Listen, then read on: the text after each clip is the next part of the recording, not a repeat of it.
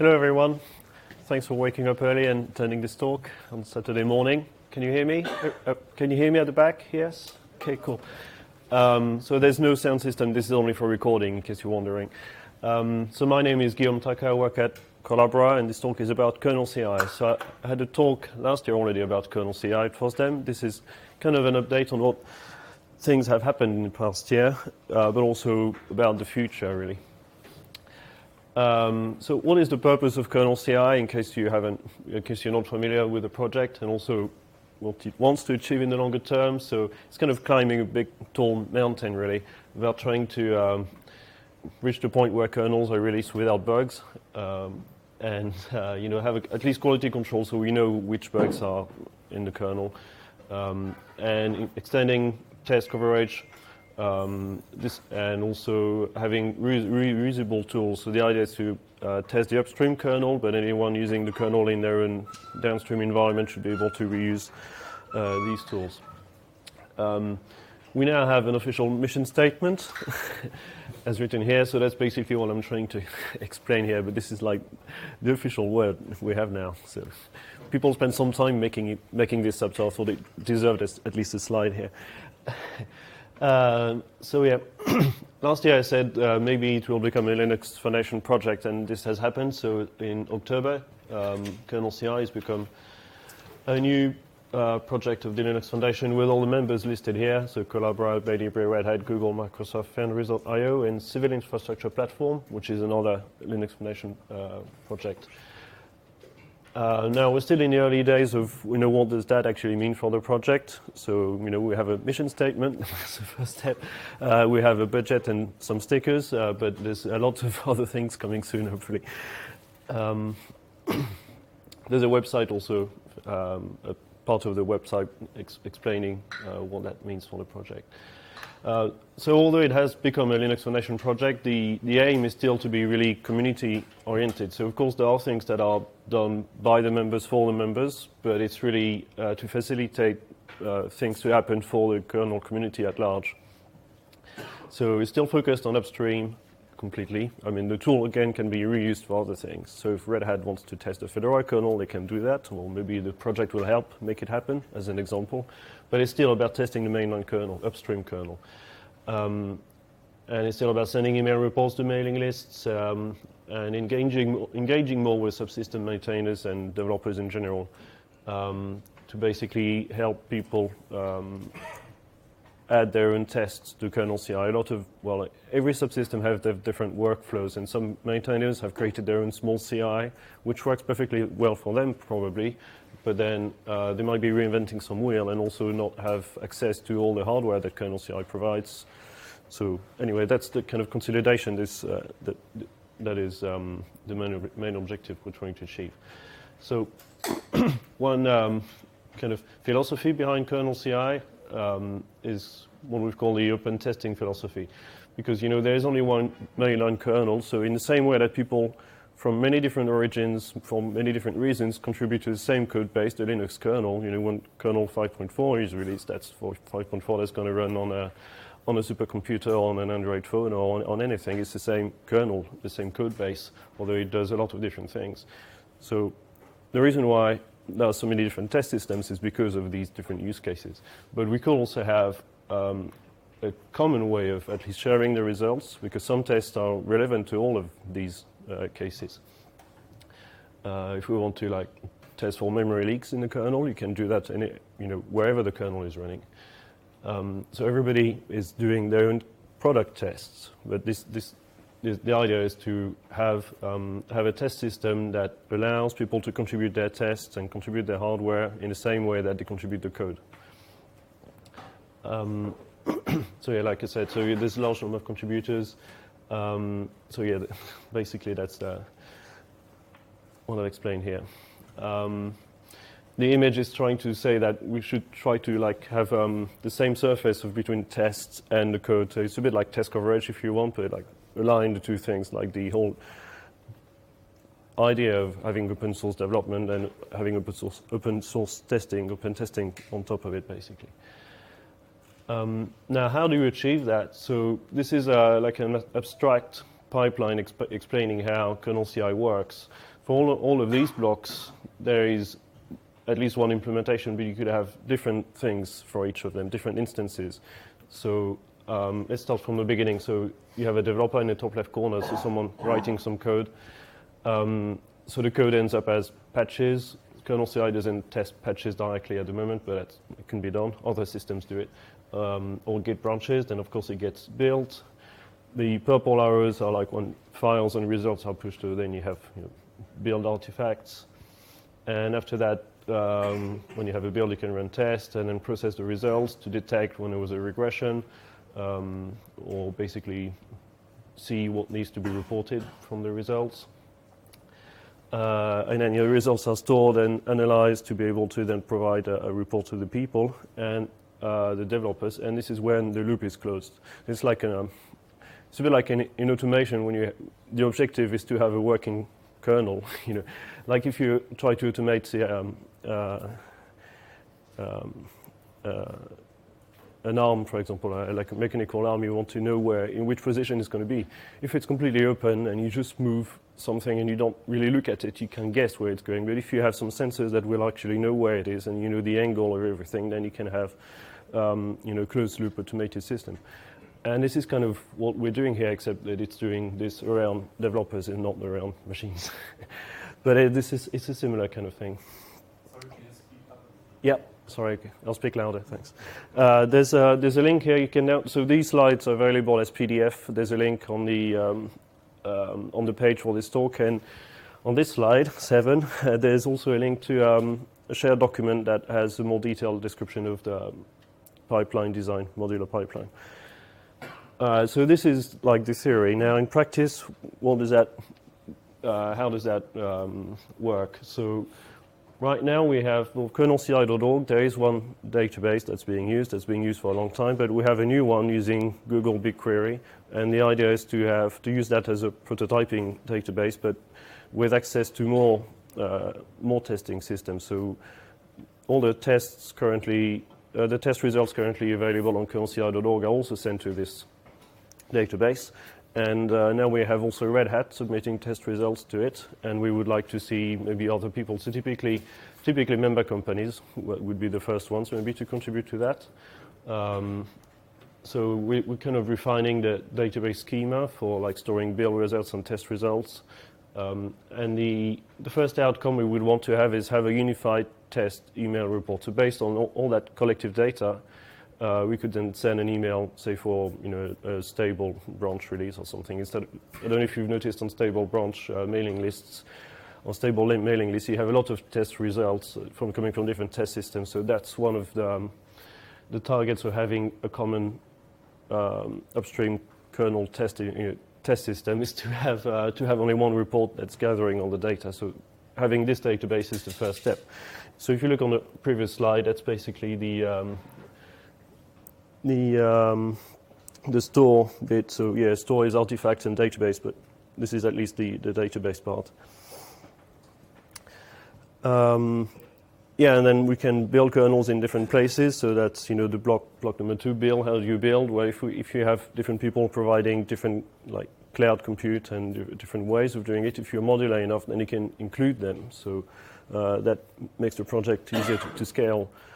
And right now we're using Jenkins, but we've changed it in a way so that it can run anywhere. So you can run all the KernelCI steps in a terminal, and some people have tried also using it in GitLab already. So Kevin is not here. Kevin Hillman has done this as a GitLab CI way. So he's using the KernelCI command line tools in a kernel branch. So automatically, when your new changes are being pushed to the branch, it uses GitLab CI to build and test things like in other GitLab CI projects. But this could be used in other test systems as well. And also abstracting the lab API. So test labs are where hardware is available to test kernels. So by default, we use Lava, which is the Linaro project for automating tests. But it's not there are plenty of other things. So we've made an abstraction in the KernelCI core tools so that it can submit things to any lab. So right now it's only sending things to Lava, but we can send it to any other lab that has a web API and can accept a test definition. So these are things we're working on. So yeah, the development goals, a bit more specific. So the command line tools are like KCI build to do to reproduce a KernelCI build from scratch. KCI test are to generate test definitions. So these are the things we're trying to improve so they become more portable. Also, we want to make it easier, like I've said a bit before, to make it easier for people to contribute tests. So if you're a maintainer or developer and you have a test, or maybe you work on a part of the kernel and you make some tests for it, it should be easy for you to enable this in KernelCI. And right now, this kind of a steep learning curve. If you want to do this at the moment, you need to know too much about the internals of KernelCI to be able to add a test to the list. But that's one of the things we're trying to lower the bar, basically. And we need some good interaction with that. So we need some collaboration from the people who make the test as well. So we started with a key people to try to do that. So maybe next year I'll come back and say, or maybe if you follow the project, you'll see maybe things will become easier. But right now it is not very easy. It's still a good thing. If you have a test you really want it to be in KernelCI, you can send it to the mailing list or on IRC, KernelCI on Freenode, or KernelCI at groups.io mailing list, or just on the subsystem mailing list. People know about KernelCI. Now, also, yeah, we're trying to improve the web dashboard. So I don't know if you've seen the current KernelCI dashboard. But here we're showing mostly builds and boot results. It's not really there is a test tab, but it's not really good at showing test results because KernelCI was originally about building kernels, like a variety of different ARM dev configs, and then about boot testing, and it's still kind of stuck in that phase. So we're starting running tests, but the results are not shown properly on the web front end, on the web dashboard. So that's one thing we are fixing actually right now to unlock a lot of things. There's many tests that we kind of held back because maybe we could run them, and then email reports have some limitations, and if the web dashboard doesn't show all the results, then the tests kind of get hidden, and that's a waste of resource. But yeah, we still also need to improve the email reports. That's also a two-way process because it's hard to design something from the beginning. It's more like sending email reports and seeing how people react to it and whether they, what is useful, what is not useful. And different subsystems or different mailing lists need different types of reports actually. So the key message I guess here is we need feedback.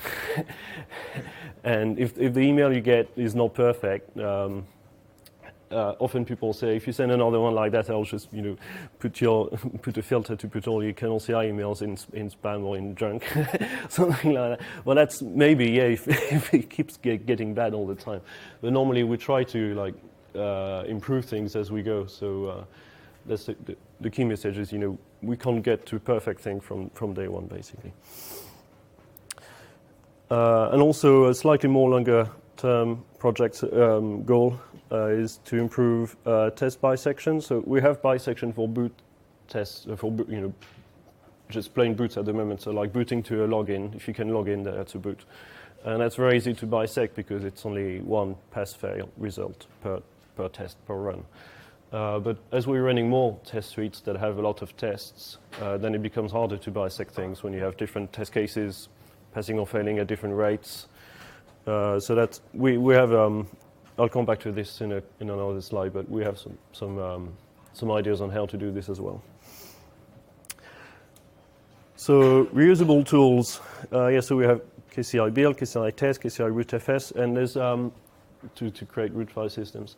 There's a wiki page that might be written in a not too distant future, but right now there's a wiki page, kind of work in progress, that gives you at least a starting point if you want to see what these tools do.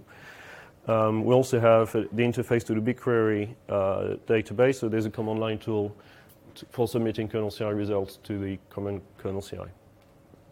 So if you have a test system and you're testing the upstream kernel, you want to submit results, you can get in touch and use that tool, and we can give you a token and then you submit your results. Then also Docker containers. I haven't worked on it myself recently, so I'm not an expert in the state of all of these, but I know that there's some good progress that has been done to have containers with a Lava instance with Jenkins configured for KernelCI, and the backend that's the backend currently used on KernelCI.org with MongoDB, and the front end which you see on KernelCI.org. So there are containers to make it easy for someone to recreate the whole system in their own environment. And again, if you try to find some issues, it's all on GitHub, on the KernelCI project on GitHub. But we need more people to use it, basically, to get some feedback on it.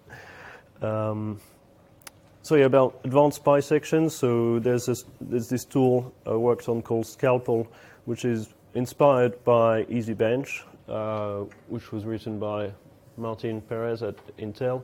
So we've been talking because he made this tool for graphics testing. It's actually not really used in production EasyBench at the moment, but it had a much more advanced bisection feature than the normal Git bisect command you have, because this can deal with several test cases at the same time. So when you run one test, you can provide the results for many test cases. It can also request tests to be run several times if they are not stable. So the Scalpel project is basically extracting this and boiling it down to a more portable thing that can be used. And if you look at the project on this GitLab project, you can find there's a demo that will run, like create a Git history with like dummy pass-fail things, and it will find a problem in it. And it's kind of ready to be used in KernelCI, but it will come a bit later, I think. But that I hope that will really help for some things. So people say maybe we should be testing patches as people send them, because when you have one patch on a mailing list, you can test it on its own and you know if it's good or bad before it gets merged. And yes, that's ideal, but it means there's a lot of patches. So adding, supporting all of it, and building, if you want to build all the kernel configs we build, or even a subset of that, say if you want to build 10 kernels for each patch that is sent and test it with 200 different platforms, and that doesn't scale very well, I think. So maybe in some cases, if we do it wisely, we can only test a subset based on which subsystem the patch was sent to, but that can take a lot of tweaking. So the idea of the whole advantage of having bisection is when you test Linux Next, for example, where all the new patches that have been applied are merged together, and if something breaks at this point, then you only need maybe 10 iterations to bisect from yesterday's next to today's next. So you build 10 kernels, basically, to find when you know that there is actually a problem. So you can be very efficient. So that's why bisection is such an important thing for KernelCI. Okay, so tests, wishlist. So these are the things that have been identified so far, but again, maybe some people would think that network keeps failing all the time. Other things maybe are also important to test. But these are kind of obvious things that are directly to the ones at the top are the ones that kind of come with the kernel. And we're not really doing them too well right now, but I think that's like an obvious list of things we should be doing. Linux test project, I know that LTP that was mentioned a bit earlier, that's at least some parts of it, because some parts may not be completely relevant to the kernel, maybe more like user space oriented, but there are definitely some things in there that you would expect to be run on a kernel test system. And then some are more subsystem centric, like for media subsystem you have Visual2 compliance and other things, and IGT and XFS tests. There's a lot of them, basically. And this is where more integration with, more communication with the subsystem maintainers and developers needs to happen.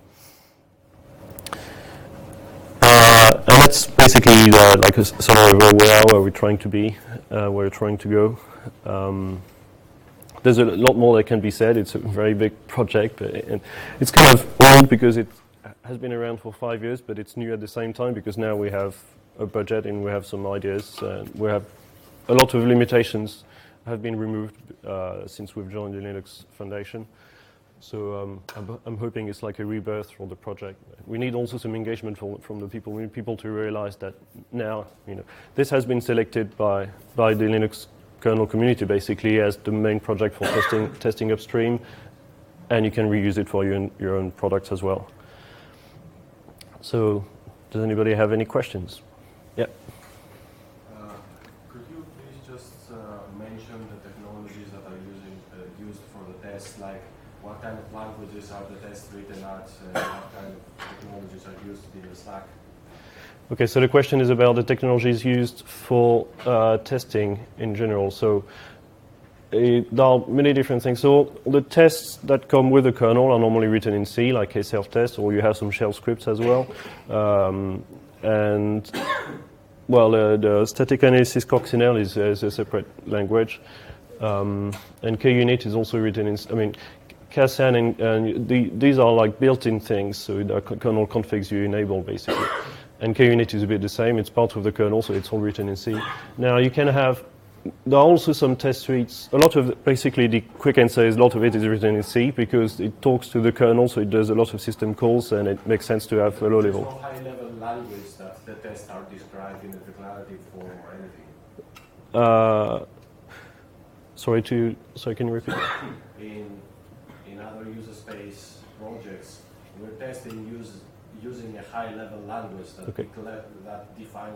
declares the test, and then that is translated into okay. the native language okay. of the project. Yeah. But there is no such language for the kernel yet, is there? So the question is whether there's a high-level language to define the tests and then run them. So yeah, for example, the tests run in Lava, there's a YAML definition that explains what needs to be run, and then you'll have some commands there that might be binaries, or maybe shell scripts, or maybe Python. So it depends. Each test suite has a different way of being run.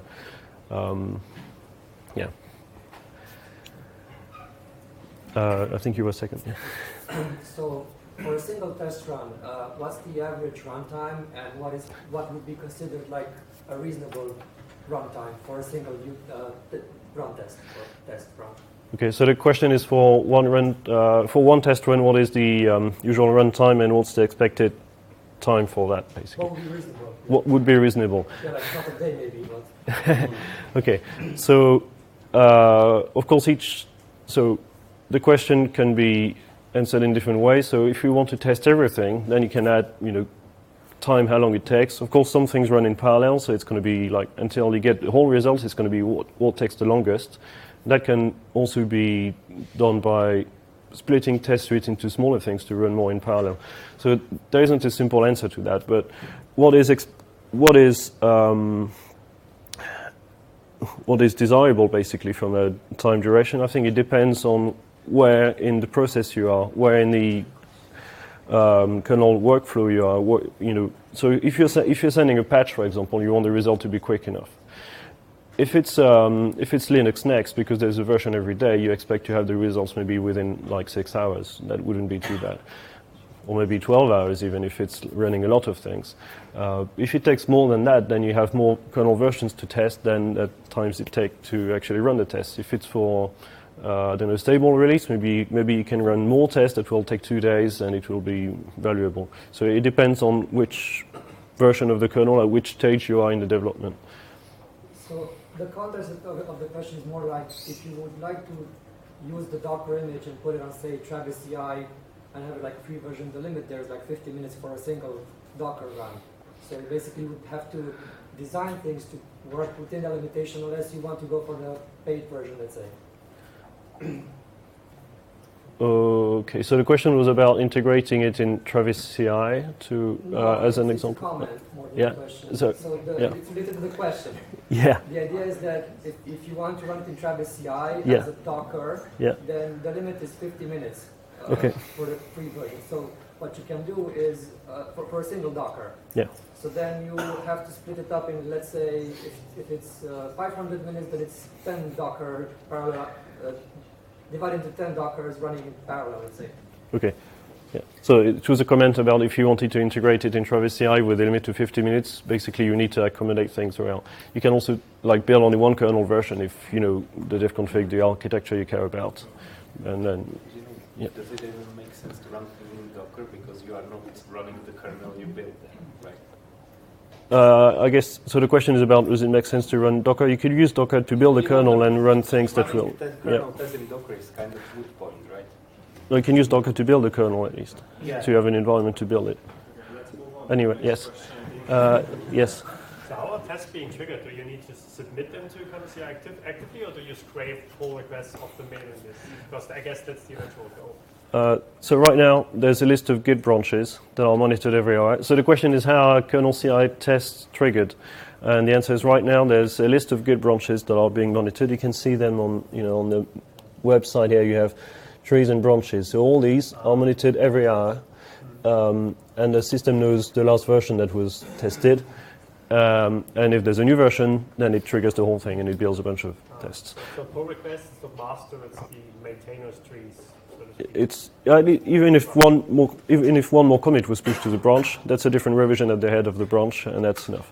Now, like I said, also we've proved that it can work in a GitLab CI environment, where it's when a typical GitLab CI workflow, and that can trigger things as well. So you can reuse the same tools in a different setting if you want to. I think maybe you were next. Yeah. And then, okay. No, we have 5 minutes. Okay, so 2 more questions. Yeah. Yeah. Okay, so if you want to move to testing patches on the mailing list, how are we going to define which test suits to run? Because we obviously don't want to run them all. But what if there is a patch like memory management break in file system or KVM? So the question is if. Yeah, but how, right? You need to look at the patch, right? It's been sent to test one mailing list, right? Yeah. So the question is, if we start testing patches, how do we determine which tests to run, basically? So first, you know which mailing list it was sent to. That could be a clue. And then, of course, you can do some stats on the files that it's touching. And you can also, well, right now we have some. There are already tools that are analyzing the patches and looking at the files that are changing and trying to figure stuff out. I guess that's what the Red Hat kernel testing stuff does. So people are working on solutions. But yeah, so we have a YAML-based configuration at the moment for each Git branch which test to run. We could have something like that for patches. So depending on which mailing list it was sent, and maybe some people will care more about some things, like some maintainers will say every time I push something, or well, maybe maintainers don't send that many patches, but we could have any kind of arbitrary rules. I think there was a question here. Yeah, I was just wondering if it's also across arbitrary repos that you're monitoring. If we're monitoring across. Arbitrary repos, it could be a personal instance, it could be a repository on GitHub, it could be. So we're monitoring a lot of different branches. So the question is, are we monitoring any random branches? So we're monitoring the main ones, of course, like mainline and next and stable, and we're doing as much testing as we can on them. Then we're monitoring subsystem ones, and we do a lot of testing, but maybe a bit less. And then the further away you are from the mainline master branch, the less testing you get, basically. So it scales in that way. So you could have an individual branch, from like a maintainer or an individual developer. Maybe if you have only 1 or 2 kernel builds and you do only a few tests on that, then it will, for one Linux Next, if you do 200 builds, that's like 200 people doing one build, basically. So that's the way it kind of scales. If the community think it's useful to have a branch, like when someone wants to have a branch added, they send a request, basically. If people think it's a good idea, and if we have enough build and test resources, then it can be added. The main rule is, I guess, that it needs to be upstream oriented. So if it's a downstream branch for your own product, that's not something that would be on KernelCI.org normally. Last question. Okay. So you said you were building a generalized lab API to integrate with the KernelCI, right? So I was wondering what kind of functionality does your lab need to support in order to integrate correctly with this shared lab CI? Okay, so the question was about a generic way to talk to labs. So right now, there's a command line tool called KCI test. If I show you, so basically it's about the bit when we have a build and you go to the run box. Basically, that's when you start to test.